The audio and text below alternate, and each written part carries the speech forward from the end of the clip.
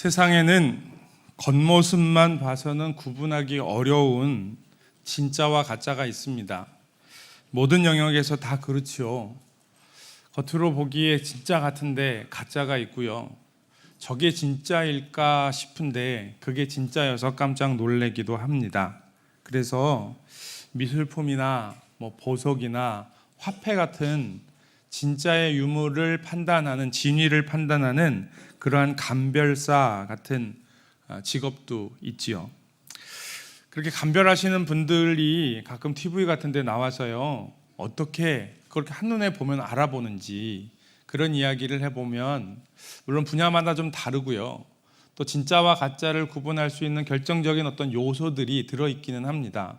그런데 대부분 다 하시는 말씀이 그렇게 하는 게 아니고 그냥 이렇게 보면 그분들 눈에는 진짜와 가짜가 보인다는 거죠. 그래서 이거 가짜인데 싶으면 이제 진짜로 가짜인지, 진짜인지 가짜인지를 이렇게 보는 거죠.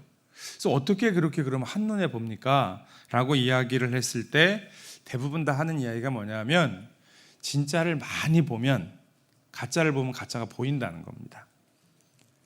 돈도 화폐도 진짜를 계속 보면 나중에 모조화폐, 위조화폐들을 보게 되고요. 진짜 보석을 자꾸 보게 되면 이건 가짜 같은데 이렇게 된다는 거죠. 반대로 되지는 않는 것 같습니다.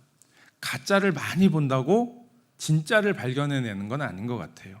진짜를 봐야 가짜를 구별해낼 수 있는 거죠. 여러분, 신앙도 마찬가지인 것 같습니다. 신앙생활을 하는 것도 보면 겉모습은 비슷한데요, 그 신앙에 진짜 신앙과 가짜 신앙이 있습니다. 진짜와 가짜의 차이는 뭘까요? 우리가 지난주에 부활주의를 지냈습니다. 부활주의를 지내고 이 부활의 신앙을 가지고 생각을 해보면 결국 생명이 있는 신앙이 진짜 신앙이고요, 생명이 없으면 가짜 신앙일 겁니다. 그 생명이 무엇이냐, 부활의 생명, 부활을 살아가는 삶이 무엇인지를 이제 이 부활 절기에 좀 말씀을 나누려고 합니다. 내 안에 내가 정말 예수를 믿고 내가 정말 부활하신 예수를 만났는데 그게 힘이 되고 능력이 되고 생명이 되고 작동을 하는지. 또 생명이라고 하는 얘기는 뭡니까? 생명은 이렇게 두면 계속 자라나는 게 생명입니다. 가만히 있는 걸 생명이 있다고 이야기하지 않습니다. 이 강대상은 제가 알기로는 우리 교회 건축할 때부터 있었으니까요, 거의 20년 동안 그대로 이 자리에 있는 겁니다. 편하지 않습니다. 왜요? 생명이 없으니까요. 근데 나무가 있으면, 우리 이 밖에 확 올라오시는 화단에 보면 나무들이 있는데 그 나무들은 해마다 바뀌지요. 조금씩 바뀝니다. 생명이 있으니까요. 또 지금처럼 봄이 되면 꽃이 피고요, 또 조금 지나가면 그 꽃은 다 떨어지고 그 이파리들이 더 그러니까 파랗게 되고요, 또 가을이 되면 좀 떨어지기도 하고요. 이렇게 하면서 계속 변해가고 자라나게 되는 거지요. 결국 우리의 신앙도 자라나야 진짜인데 그 진짜와 가짜를 구별하는 것, 그러기 위하여 필요한 게 뭐냐면 진짜가 뭔지를 보는 겁니다. 초대교회 성도들이요, 그리스도를 진짜로 믿는 것이 얼마나 중요한지를 알았습니다. 물론 그들은 그리스도를 정말 믿는 사람들이었습니다. 그런데 그들이 정말 그리스도를 믿기 위하여, 그리고 그리스도를 정말 믿는 그 신앙을 고백하기 위하여 했던 일이 뭐냐면 계속해서 그리스도가 어떤 분이신지를 이야기하는 겁니다. 결국은요, 교회 안에서 함께 선포되고 나누어져야 하는 말씀은 그리스도가 어떤 분이신가 라고 하는 거예요. 그러니까 모든 설교의 결론은 예수 그리스도로 가는 것이 맞습니다. 그리스도께서 무슨 일을 하셨는지, 그리스도께서 무슨 일을 하실 것인지, 그 그리스도를 알기 위하여 우리가 무엇을 할 것인지, 이런 것들을 보게 되는 거죠. 부활의 삶을 살아가기 위하여 우리가 해야 할 일, 혹은 우리의 삶의 어떤 영역에서 어떤 부활의 능력이 나타나야 할 것인가. 오늘 그 첫 번째로 먼저 우리의 구원, 우리의 신앙을 좀 확인해 보려고 합니다. 구원이라고 하는 게 뭔가? 구원은 그리스도를 아는 겁니다. 정말 그리스도가 어떤 분이신지 그리스도를 진짜로 아는 거죠. 오늘 우리가 읽은 골로새서 1장 15절에서 20절까지의 말씀은 당시에 초대교회에서 아주 많이 불려졌던 대표적인 찬양입니다. 당시에 초대교회도 모여서 같이 찬양하고 그리고 예배했어요. 그리고 그 찬양의 가사가 오늘 우리가 읽었던 이 골로새서 1장 15절에서부터 20절까지의 말씀입니다. 당시에 아주 유명한 찬양이었기 때문에요. 지금 이 찬양에는 나중에요 신학자들이 이름도 붙였어요. 그리스도의 찬가, 그리스도 찬양이라고 하는 이름을 붙였습니다. 게다가 이 지금 골로새서 1장 15절부터 20절까지의 말씀은요, 바울이 골로새 교회에 편지를 썼어요. 근데 바울의 편지를 보면 바울이 보통 그 교회 성도들을 향해서 인사하고요, 그리고 하나님을 찬양하고요, 그리고 바울이 그 교회 성도들을 위해서 기도해 줍니다. 에베소서도 보면 그렇고 이 골로새서도 그렇고요. 바울이 그 교회 성도들을 위해 기도하는 기도문이 그 편지 안에 꼭 들어 있습니다.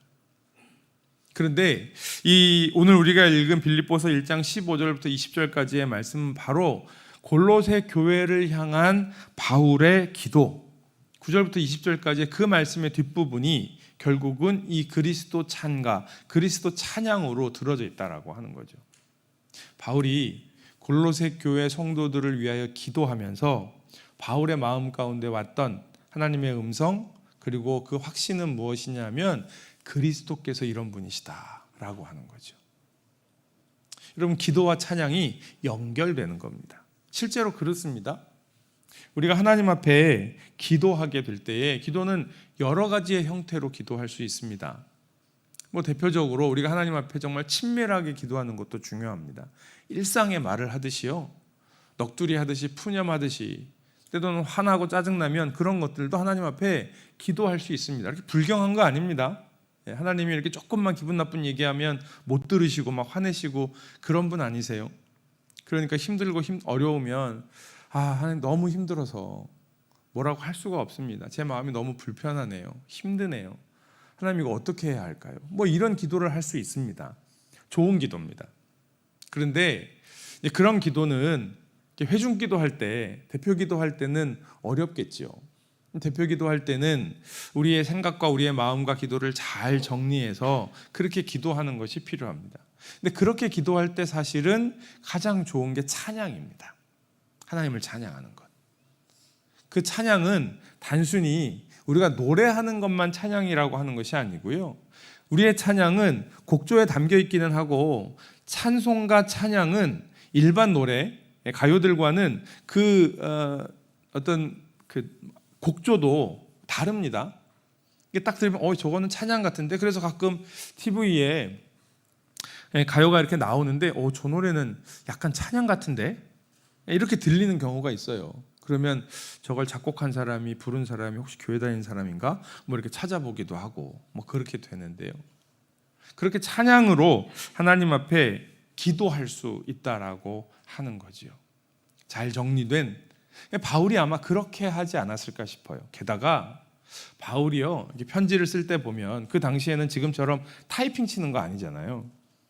또 이렇게 연필로 쓰다가 잘못 쓰면 지우고 이렇게 하는 게 아니고 양피지나 파피루스에다가 편지를 쓰게 되는데, 바울 같은 경우는 학자들이 이야기하고 전통에 따라서 보면 주로 바울의 편지를 대필해 주는 사람이 있을 거라고 그렇게 이야기를 하는 겁니다. 바울의 눈이 앞에 잘 안 보여서 그렇기도 하고, 그 편지를 주로 누가가 썼을 것이다 라고 추측은 합니다. 어쨌든지 간에요, 바울이 그렇게 이제 편지를 쓰게 될 때, 자, 오늘 골로새 교회를 향해서 우리 편지를 씁시다. 준비되셨어요? 네, 그럼 제가 이제 불러드릴 테니까 그대로 써주세요. 이제 이렇게 하면서 편지를 쓰는 겁니다. 바울이 글씨를 못 써서 그러는 건 아닌 것 같고요. 그러면서 이제 기도하면서 이야기하는 거죠. 그러면서 골로새 교회를 향해서 인사하고 하나님을 찬양하고 또 그 교회 해야 할 이야기들을 이렇게 하는데, 바울이요, 그렇게 편지를 쓰다가 중간에 다른 길로 새는 경우가 좀 많습니다. 다른 길로 샌다는 게 쓸데없는 이야기를 하느라 새는 게 아니고요, 주로 바울이 다른 길로 새는 건 언제냐면 본인이 예수님에 대한 이야기를 하다가 감격을 해요. 감격을 하면 막 이야기를 하다가 본인이 찬양을 하는 거예요. 본인이 기도를 하는 거예요. 아, 하나님 정말 대단하시죠. 하나님 정말 놀라우신 분이십니다. 하나님 정말 위대하신 분이세요. 하나님이 하신 일을 우리가 다 알 수 없습니다. 막 혼자 이러는 거예요. 그러다 정신이 번쩍 들면 이거 썼어요? 뭐 이렇게 되는 거죠. 그런데 진짜로 성경에 그런 부분들이 바울의 편지에 보면 그런 부분들이 곳곳에 있습니다. 에베소서 3장에도 보면 그런 것들이 좀 나오고요. 그러니까 골로새서 1장 15절에서 20절도 그럴지 모르겠어요. 왜 목사님들이 설교하다가 막 찬양하고 그러시잖아요. 예. 저는 하려고 해도 잘 안 되던데. 예. 그런 것처럼 바울이 이 골로새 교회 성도들을 위하여 기도하다가 예수 그리스도 그분을 찬양하는 거죠. 그냥 나오는데 뭐가 나와요? 늘 부르던 찬양이 입에서 나오는 거죠. 아마 그랬을지도 모르겠어요. 그만큼 이 골로새서 1장 15절에서 20절까지 나오는 이 그리스도에 대한 찬가는요, 당시의 초대교회 성도들의 분명한 신앙의 고백이었습니다. 그리스도가 어떤 분이신지. 그리고 이 고백은 그냥 찬양이었다, 노래였다로 끝나는 게 아니고, 여러분 우리가 좋아하는 찬양 있잖아요. 잘 부르는 찬양. 악보 안 보고 가사 안 봐도 부를 수 있을 만한 그런 찬양들이 있죠. 그 찬양을 왜 좋아하세요? 아, 노래가 좋아서요. 뭐 이럴 수 있죠. 근데 그거는 뭐 그냥 그건 정말 노래를 부르시는 거고. 우리가 신앙생활을 하고 그 찬양을 나의 정말 신앙의 고백으로 찬양으로 부르게 될 때에는 그 찬양의 가사가 내 삶과 내 믿음과 그리고 나에게 다가오시는 하나님을 그대로 너무 잘 표현하고 있으니까. 그러니까 그 찬양이 좋은 거죠. 내가 지금 겪고 있는 어떤 삶의 자리하고 지금 부르고 있는 이 찬양하고 너무 똑같으니까 이 삶에 문제가 있을 때, 이 자리에 있을 때 계속 그 찬양을 부르게 되는 거죠. 그러면서 하나님을 만나게 된다라고 하는 겁니다. 당시에 골로새 교회 성도들은, 초대교회 성도들은 예수 그리스도를 어떻게 찬양했을까요? 어떻게 불렀을까요? 오늘 그것 말씀을 통해서 우리를 구원하신 그리스도께서 어떤 분이신지를 좀 보려고 합니다. 오늘 15절부터 20절인데요. 말씀을 보시면 15절부터 20절까지인데 그중에 첫 번째 15절부터 17절까지의 말씀에 보면 예수님을 뭐라고, 그리스도를 뭐라고 이야기하냐면 그는 보이지 아니하는 하나님의 형상이요 그랬습니다. 그리스도를 하나님의 형상이라고 이야기합니다. 그런데 18절에 가면 그리스도를 뭐라고 이야기하냐면 그는 몸인 교회의 머리시라 그랬습니다. 그러니까 두 가지가 나와요. 하나는 그리스도는 하나님의 형상이고요. 두 번째, 그리스도는 교회의 머리시라. 이렇게 두 가지를 이야기를 하고 있습니다. 1절, 2절일지도 모르겠어요. 그리스도는 하나님의 형상이요, 그리스도는 교회의 머리시라. 그런데 하나님의 형상을 이야기할 때 그리스도가 어떤 일을 하셨냐 하면 창조주 하나님과 같이 창조하신 하나님. 만물이 그로부터 나오고 그가 만물보다 먼저 계셨고 만물을 창조하신 만물의 주인이신 하나님을 이야기하고 있고요. 그리고 2절에 나오는, 두 번째 나오는 그리스도는 그의 몸인 교회의 머리시다라고 했을 때 교회의 머리가 되시는 그분께서 어떻게 세상을 구원하셨는지, 교회를 통하여 어떤 일을 하려고 하시는지 구원자 그리스도에 대해서 이야기를 하고 있습니다. 그러니까 이 찬양을 통해 그들이 고백하고 있는 건 뭐예요? 그리스도는 세상을 창조하신 하나님의 형상이요, 그리스도는 세상을 구원하신 교회의 머리시다. 이 두 가지를 이야기하고 있는 겁니다. 1장 15절 말씀, 그는 보이지 아니하는 하나님의 형상이시요, 하나님의 형상이라고 이야기를 합니다. 보이지 않는 하나님께서 인간의 몸을 입고 이 땅에 오셔서 하나님과 하나님의 나라를 우리에게 보여주셨습니다. 그 그리스도가, 그 하나님이 세상을 창조하신 분이시다라고 하는 거죠. 하나님께서 세상을 창조하실 때 어떻게 창조하셨냐면 모든 것들은 다 말씀으로 창조하셨는데 사람을 창조하실 때는 하나님의 형상을 따라. 그래서 창세기 1장 27절에 보면 그렇게 이야기해요. 한번 같이 읽어보겠습니다. 시작. 하나님이 자기 형상 곧 하나님의 형상대로 사람을 창조하시되 남자와 여자를 창조하시고 라고 했습니다. 그러니까 여러분, 하나님이 사람을 창조하실 때 하나님의 형상으로 창조하셨어요. 그런데 하나님께서 인간을 구원하러 이 땅을 오실 때 어떤 모습으로 오셨어요? 하나님의 형상으로 오셨어요. 하나님이 창조하신 인간의 모습이 하나님의 형상이고요. 그러니까 하나님께서 이 땅에 오실 때에 그 하나님의 형상을 하고 있는 인간의 모습으로 오신 거죠. 그런데 여러분, 하나님께서 사람을 창조하실 때에 쓰셨던 하나님의 형상이 지금 우리의 모습일까요? 하나님께서 우리를 구원하시기 위해 오셨던 하나님의 형상은 어떤 모습일까요? 하나님이 당신의 형상으로 사람을 창조하셨습니다. 그건 눈, 코, 입, 머리 하나, 팔 두 개, 다리 두 개 이런 게 아닙니다. 그 하나님의 형상은 하나님과 교제할 수 있는, 우리가 하나님을 알아차릴 수 있는, 그래서 하나님을 예배할 수 있는, 하나님을 보고 하나님을 목격할 수 있는, 그게 하나님의 형상입니다. 지난번에 여러분이 상처받으신 것 같은데, 그래도 제가 변함없이 성경이 그렇게 얘기하는 걸요, 집에 가족으로 데리고 계시는 반려동물은 천국 못 갑니다. 서운해하지 마세요. 못 갑니다. 하나님이 그렇게 안 만드셨어요. 강아지를 하나님의 형상으로 창조하셨으면 그분도 가실 수 있어요. 아니라고요. 사람만 하나님의 형상으로 만드셨다고요. 사람만 구원받는 겁니다. 아니, 이 세상에 데리고 있는 동안 이뻐해 주시고 사랑하세요. 뭐 나쁜 거 아닙니다. 그런데 이게 왜 중요하냐 하면 인간의 가치가 얼마나 귀한지를 이야기하고 있는 거예요. 반려동물을 키우시는 거는 좋아요. 그런데 여러분, 반려동물들을 키우시면서 사람의 가치가 떨어지면 안 되는 겁니다. 그만큼 사람이 중요한 거예요.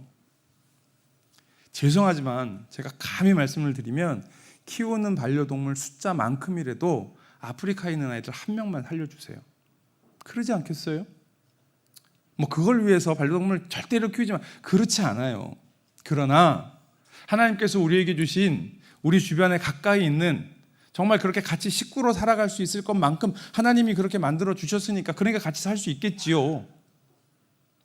그 동물을 사랑하시는 것만큼 인간을 향한 사랑, 하나님이 하나님의 형상으로 창조하신 그 사랑하는 사람을 사랑하는 마음이 커져야 되는 겁니다. 하나님이 하나님의 형상으로 하나님의 형상으로 사람을 만드셨고, 이 땅에 오신 그리스도께서 하나님의 형상이라고 하는 것은 우리에게 그 하나님의 모습을 주셨다라고 하는 거예요. 그런데 왜 우리가 살아가는 세상이 힘들고 왜 하나님이 우리를 위하여 십자가에 죽으셨냐 하면 그 하나님의 형상이 깨어졌습니다. 뭐 때문에요? 죄 때문에요. 예수님은요, 하나님의 형상으로 이 땅에 오셨습니다. 인간의 모습을 입고 오셨는데 그 인간의 모습이 뭔 거예요? 하나님의 형상인 거예요. 하나님이 창조하신 그 하나님의 모습으로 이 땅에 오셔서 우리를 구원하시는 거죠. 그런데 하나님의 형상으로 오신 그 주님께서 하시는 일들을 15절과 16절에 보면 창조라고 이야기하고 있어요. 우리 15절, 16절을 좀 볼게요. 15절, 이제 모든 피조물보다, 여기서부터 보겠습니다. 시작. 모든 피조물보다 먼저 나신 이시니 만물이 그에게서 창조되되 하늘과 땅에서 보이는 것들과 보이지 않는 것들과 혹은 왕권들이나 주권들이나 통치자들이나 권세들이나 만물이 다 그로 말미암고 그를 위하여 창조되었고 그랬습니다. 여러분, 뭐 보시면 여기서 뭘 얘기하는 거예요? 창조를 이야기하는 겁니다. 그런데 그 창조를 이야기하는 걸 보니까 먼저 모든 피조물보다 먼저 나시니라고 했습니다. 하나님께서 이 세상을 창조하실 때 하나님은 당연히 먼저 계셨죠. 그리고 그리스도도 그때 하나님과 함께 이 세상의 모든 창조물보다 먼저 계셨다라고 이야기하고 있고요. 또 만물이 그에게서 창조되었다라고 하는 겁니다. 그리스도를 통해서, 하나님이신 그리스도를 통하여 이 땅이 창조되었고요. 또 16절 저 뒤쪽에 가면 만물이 다 그로 말미암고 그랬습니다. 그리스도로부터 모든 만물이 나오게 됐다는 거예요. 그러니까 이 이야기는 뭐냐면 이 세상을 창조하실 때에 하나님으로부터 하나님의 그 마음과 하나님의 사랑과 우리 인간을 향한, 그래서 하나님께서 세상을 다 창조하시고 나서 사람을 창조하시고 뭐라고 하시는 거예요? 너희가 이 땅을 다스려라, 정복해라. 그 이야기는 이거 이제 너희들 맡길 테니까 똑바로 해, 일 열심히 해, 이 이야기가 아니고요. 하나님이 창조하신 이 세상 가운데 너희가 풍성히 누리며 살아가라 라고 말씀해 주시는 거예요. 그러니까 하나님이 창조하신 삶 가운데 우리가 행복하게 잘 살아가는 것, 그것이 하나님이 창조하신 그 목적을 잘 이루어가는 겁니다. 그 창조의 목적을 뭐라고 하냐면 16절을 맨 마지막에 보면 그를 위하여 창조되었고, 그리스도를 위해서요. 그러니까 모든 것이 다 그로부터 나오고 모든 것이 다 그로 말미암았는데 그분은 누구냐? 우리를 만드신 하나님의 형상이라는 거죠. 여러분, 이 이야기는 그리스도를 만났을 때에 초대교회 성도들이 그들의 정체성이요, 얼마나 대단한 정체성으로 변화되었는지를 이야기하고 있는 겁니다. 이걸 조금 다른 표현으로, 아주 별 이렇게 감동 없는 표현으로 얘기하면 그거예요. 내가 하나님이야, 이거예요. 이게 불경스러운 얘기인데요, 여러분, 그걸 내가 마치 하나님처럼 나머지 모든 사람들을 다 내 마음대로 하려는 그게 아니고요. 세상의 주인이신 하나님이 분명히 계시고요. 그런데 그 하나님의 형상으로 나를 만드셨고, 나만 만드신 게 아니에요. 우리 주변에 있는 모든 사람들, 이 안에서 지금 예배하고 있는 모든 이들, 설교하는 목사만 아니라, 찬양하고 있는 찬양대만이 아니라, 우리 모두 뿐만이 아니라 이 세상에 있는 모든 사람들이 다 하나님의 형상이라고요. 그런데 그 하나님의 형상이 깨어졌어요. 그래서 주님께서는 우리를 구원하러 오신 겁니다. 다시 그 하나님의 형상을 가지고 오셨어요. 깨어진 하나님의 형상이 아니라 온전하신 하나님의 형상을 가지고 오셨어요. 그러니까 복음서에 보면 예수님께서 사역하실 때 무슨 일이 일어나요? 하나님의 나라가 선포돼요. 말씀하시면 사람들이 깨닫게 돼요. 그죠? 이렇게 아는 게 많은 지식인이라 깨달은 게 아니에요. 예수님을 보고 예수님이 말씀하시면 이해 안 되던 것들이 막 깨달아지는 거예요. 저절로. 병든 사람이 병이 낫습니다. 죽은 사람도 살아납니다.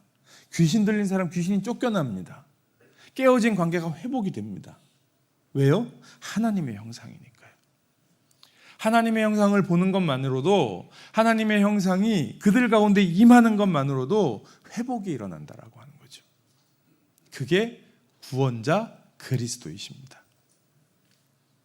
그러니까 세상을 창조하신 하나님께서, 하나님이 세상을 창조하시고요, 하나님의 형상으로 사람을 만드셨다라고 하는 건 창세기의 말씀 그대로 우리에게 맡기시기 위함입니다. 이 세상은 하나님이 아니시면 다스릴 수 없으니까. 그래서 하나님의 형상으로 사람을 창조하셔서 맡기셨는데 인간이 죄를 지었어요. 어떤 죄요? 하나님처럼 되려고 하는 죄. 동산 중앙에 있는 선악을 알게 하는 나무의 열매를 먹으면 내가 하나님처럼 될 수 있을 것 같아서, 그 이야기는 계속 말씀을 드리지만 기준을, 하나님, 세상의 기준을 하나님이 아니라 나에게로 가지고 온 겁니다. 내가 기준이 되면 하나님처럼 되라고 했지, 하나님의 형상이라고 했지 하나님이라고 하지 않았는데 하나님처럼 되려고 하는, 그 인간이 타락하기가 쉽습니다. 목회자들이 타락하기가 쉽습니다. 자꾸 하나님을 알다 보면 타락하기가 쉬워요. 찬양하면서 그렇습니다. 하나님을 찬양하다 보면 내가 교만해지기가 쉽습니다. 교회를 열심히 섬기다 보면, 그래서 직분 받고 교회를 섬기는 일들이 많아지면 타락하기 쉽습니다. 그 타락이 다른 게 아니에요. 윤리적으로, 도덕적으로 그건 나중 문제고 정말 타락의 끝으로 갈 때 일어나는 일이고요. 왜냐하면 죄의 결과니까요. 죄의 결과는 그렇게 말도 안 되는 일들이 일어나요. 근데 그게 문제가 아니고, 타락은 언제 일어나는 거냐면 내가 하나님처럼 되려고 할 때, 기준을 나에게로 가지고 올 때, 그러면 세상은 깨어집니다. 왜냐하면 기준이 서로 다르거든요. 나는 내가 기준을 나에게로 가져왔어요. 이게 죄된 인간이에요. 저 사람은요, 자기가 기준이래요. 자기가 기준이고 그 사람은 그 사람이 기준이고 나는 내가 기준이니까 서로 안 되는 거예요. 다 자기가 기준입니다. 그러면 서로 싸우게 되어 있습니다. 물론 그렇게는 세상을 살 수 없습니다. 그래서 기준을 잡습니다. 사람들이 세상을 살아가면서 세상의 기준을 잡습니다. 그렇게 잡은 세상의 기준이, 죄인된 인간이 잡은 세상의 기준이 뭐냐? 그게 힘입니다. 돈의 힘, 권력의 힘, 지식의 힘, 이런 걸로 힘을 갖는 겁니다. 그래서 기준이 어떻게 맞춰져요? 돈 많은 사람한테 기준이 맞춰주는 거죠. 내가 돈이 제일 많고 내가 돈 쓸 거니까 내 말대로 해라. 권력을 가지고 있는 권력의 힘이 기준이 맞춰지는 거죠. 내가 제일 높은 곳에 있으니까 내 말대로 해라. 다 거기로 올라가려고 하는 거예요. 근데 그러면 세상이 행복합니까? 아니요. 세상에 수많은 철학자들이, 수많은 현인들이 그것을 찾아내려고 했지만 그게요, 인간을 행복하게 하지 못합니다. 왜냐하면 엉뚱한 기준을 찾았기 때문에 그래요. 진짜 기준은 어디에 있습니까? 하나님께 있는 거죠. 하나님의 형상으로 창조된 인간이기에 하나님께 그 기준이 있는 겁니다. 목사말 잘 들으라고 드리는 말씀 아니에요. 하나님의 말씀, 하나님의 말씀. 여기에 기준이 있는 거죠. 오늘도 예배 잠깐 들어오기 전에 기도하신 안수 집사님하고 말씀 나누다. 근데 성경을 보는 눈이 또 다 다른 것 같아요, 기준이. 그러면 어떻게 해요? 그건 성경이 하나님의 말씀인 것을 우리가 인정하면, 하나님께서 세상을 창조하셨다, 그리스도가 창조주이시다라고 하는 것을 인정하는 건 뭐냐면, 하나님께서, 그리스도께서 세상의 주인이신 걸 인정하는 겁니다. 내가 주인이 아니에요. 그러면 주인이신 하나님을 인정을 하고, 그러면 이 말씀을 보는 눈은 무엇이 기준이 되어야 될지, 이 말씀을 통해 무엇을 말씀하려고 하시는지를 우리는 우리의 제한된 지혜로, 그러나 하나님께서 우리에게 주신 하나님의 형상이 있으니 그것을 믿고 그 하나님의 형상이 회복되어 하나님이 주시는 말씀을 들여다보고 하나님의 뜻과 하나님의 마음을 깨달아 아는 거지요. 그게 구원입니다. 예수님께서 교회의 머리가 되셨다라고 이야기하고 있습니다. 구원을 이야기하는데, 근데 여러분, 예수님께서 교회의 머리가 되셨다라고 하는 건 하나님의 형상 보세요. 하나님께서 사람을 자기의 형상, 하나님의 형상대로 만드셨고, 예수님은 하나님의 형상으로 이 땅에 오셔서 우리를 구원해 주셨습니다. 이제 18절에 나오는 교회의 머리라고 하는 것도 같습니다. 앞에 걸 이해하셨으면 뒤에 논리가 좀 쉬우실 거고요. 그렇지 않으면 조금만, 설교하시다가 딴 생각하셔도 되는데 지금은 조금만 따라오십시오. 예수님이 교회의 머리이십니다. 그림을 좀 그려보세요. 교회의 머리이시고요. 몸은 뭐예요? 교회의 머리시니까 몸은 교회예요. 교회는 성도입니다. 그죠? 저와 여러분들, 우리 모두가 다 교회입니다. 교회의 머리이신 그리스도께서 우리의 머리가 되시면 우리는 무슨 일을 하는 거예요? 머리이신 예수님이 생각하시는 그 일을 하는 겁니다. 예수님, 머리이신 예수님께서 무슨 일을 하셨어요? 우리를 구원하는 일을 하셨습니다. 그러니까 몸인 우리가 할 일은 뭐예요? 세상을 구원하는 일을 하는 겁니다. 예수님이 교회의 머리시라고 하는 이야기는 우리 몸된 교회의 사명이 무엇인지를 이야기하는 겁니다. 우리는 여러 가지의 모습으로, 아까 말씀드린 것처럼 다양한 삶의 모습을 가지고 모여서 예배하고 있습니다. 일주일 동안 다양한 삶의 자리에서 일합니다. 군인교회니까 부대에서 일하시는 분들이 많죠. 그러나 부대에서도 각각 하는 역할들이 다 다릅니다. 가족들은 집에서 하는 일들이 다릅니다. 그런데 같이 모여서 예배하고, 또 여기서 예배드리는 이 한 시간뿐만이 아니라 우리는 교회를 이루어, 그럼 무슨 일을 해요? 머리이신 그리스도가 하시는 일을 하는 건데, 머리이신 그리스도가 하신 일은 딴 일이 아니었어요.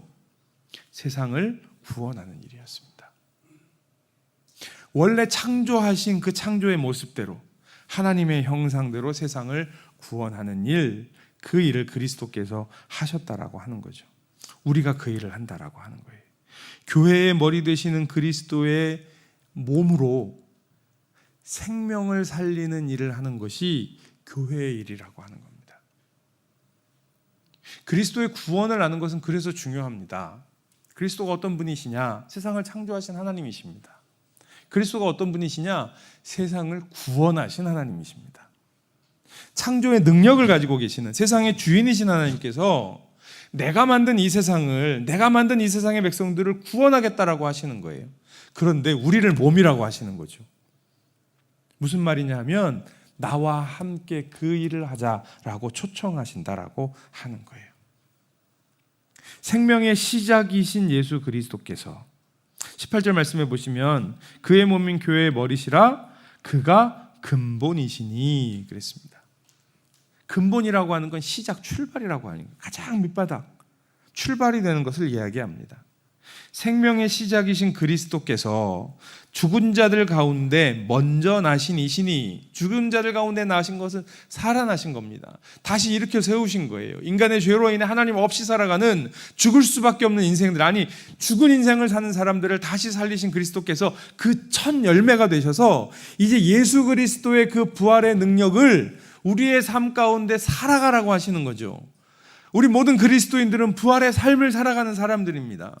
하나님을 알기 이전에, 내가 예수 그리스도를 믿기 이전에, 구원받기 이전의 삶은 생명이 없는 삶이었어요. 열심히 노력은 하지요. 애는 씁니다. 그런데 안 되는 거예요. 그 주님께서 우리를 회복하시는 일이요. 그래서 19절과 20절 말씀에 보면 우리를 회복하시는 주님을 이야기하고 있습니다. 우리 19절과 20절 말씀을 한번 읽어볼게요. 같이 읽겠습니다. 시작. 아버지께서는 모든 충만으로 예수 안에 거하게 하시고 그의 십자가의 피로 화평을 이루사 만물 곧 땅에 있는 것들이나 하늘에 있는 것들이 그로 말미암아 자기와 화목하게 되기를 기뻐하심이라. 자, 구원하셨는데요. 그 구원이 뭐냐라고 했을 때 이렇게 표현을 하고 계세요.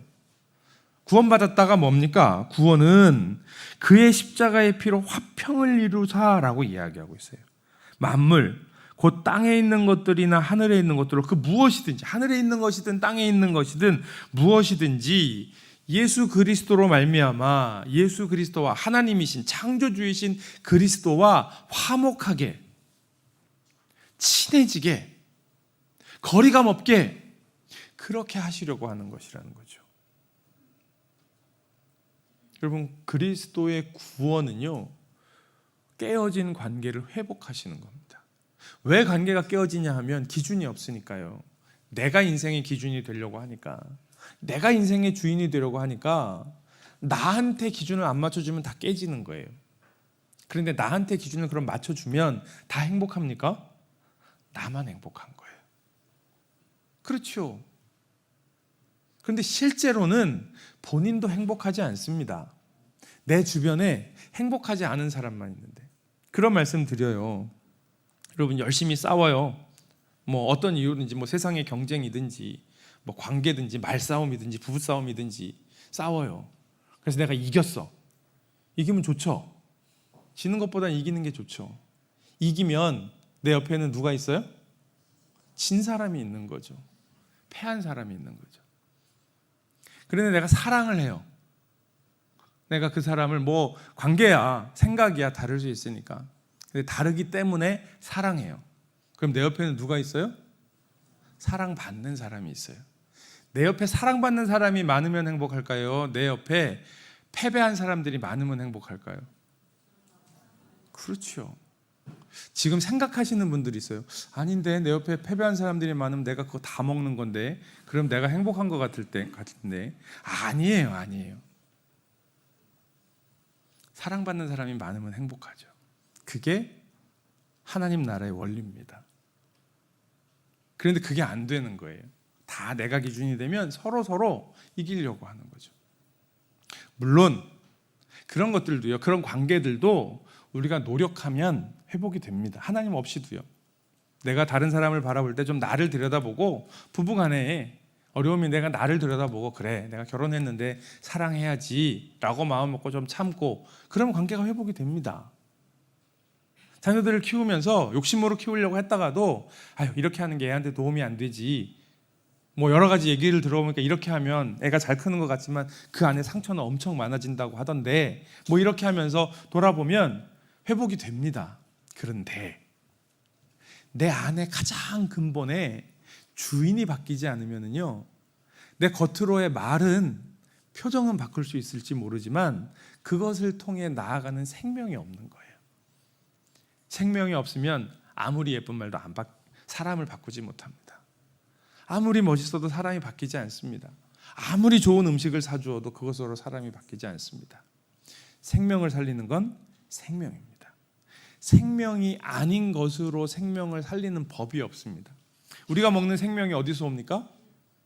저 하늘의 햇빛으로부터 광합성하고 그걸 먹고, 그래서 그 생명이 우리에게로 오는 거예요. 그러니까 그거 먹고 사는 거죠. 생명이 없는 것 갖고는요, 아무리 먹어도 생명을 살릴 수가 없습니다. 그러니까요, 구원은 그렇게 십자가의 피로 우리를 살리시는 그 화평, 그 평화를 얘기하는 거예요. 하나님과의 관계, 자기 자신과의 관계, 이웃과의 관계, 세상과의 관계를 회복시켜 가시는 거죠. 그게 구원입니다. 그러니까 여러분, 구원을 얻고 구원의 삶을 살아가려면 어떻게 해야겠어요? 그리스도를 알아야 됩니다. 그분이 어떤 분이신지요. 오늘 말씀의 결론이 예수님께서 요한복음 17장에서 하셨어요. 요한복음 17장 3절 말씀. 오늘의 본문은 바울이 했던 기도 안에 들어있다면 요한복음 17장은 예수님께서 제자들을 위해 하셨던 그 기도 가운데 있습니다. 그 기도 가운데 이렇게 하셨어요. 같이 한번 읽습니다. 시작. 영생은 곧 유일하신 참 하나님과 그가 보내신 자 예수 그리스도를 아는 것이니이다. 아멘. 자, 영생이 뭐예요? 영원한 생명. 우리가 구원받는 거죠. 구원받으면 영원한 생명을 얻습니다. 영생, 구원받은 것은 뭡니까? 예수 그리스도를 아는 것입니다. 구원은 그리스도를 아는 겁니다. 초대교회 성도들은요, 이 찬양을 가지고 예수 그리스도가 누구십니까? 창조주 하나님이십니다. 하나님의 형상, 창조주 하나님이십니다. 그리스도가 누구십니까? 교회의 머리, 우리를 구원하신 분이십니다. 이렇게 고백한 거예요. 사랑하는 성도 여러분, 그리스도가 누구냐고 물으시면 뭐라고 대답하시겠습니까? 그게 전도입니다. 나에게 그리스도는 어떤 분이십니까? 분명히 창조주이시고요, 분명히 나를 구원하신 분이십니다. 그런데 창조주이시오 구원하신 그분이 진짜 나의 그리스도, 메시아가 되는 거죠. 그러면 그분에게 있는 그 창조하신 그분, 구원하신 그분이 가지고 계시는 생명이 내 안으로 들어와 죽은 내 영을 살리고, 내가 하나님께 예배하고 하나님과 교제함으로 나의 삶이 살아나 하나님께서 우리에게 사명으로 주신, 교회된 우리에게 사명으로 주신 세상을 살리는 그 하나님 나라의 일을 감당하게 되는 거죠. 우리가 그리스도를 알 때 우리가 삶의 목적을 발견, 왜 살아야 되는지요? 왜냐하면 하나님이 어떤 분이신지 아니까요. 그리고 그리스도를 알 때 죄와 죽음의 권세를 이겨낼 수 있습니다. 생명이 있으니까요. 그리고 그리스도를 알 때 우리가 세상 속에서 세상을 평화롭게 하는, 화목하게 하는, 하나 되게 하는 그런 주님의 일을 함께 동역하게 되는 거죠. 그런 하나님의 백성들 되기를 주님의 이름으로 간절히 축원합니다.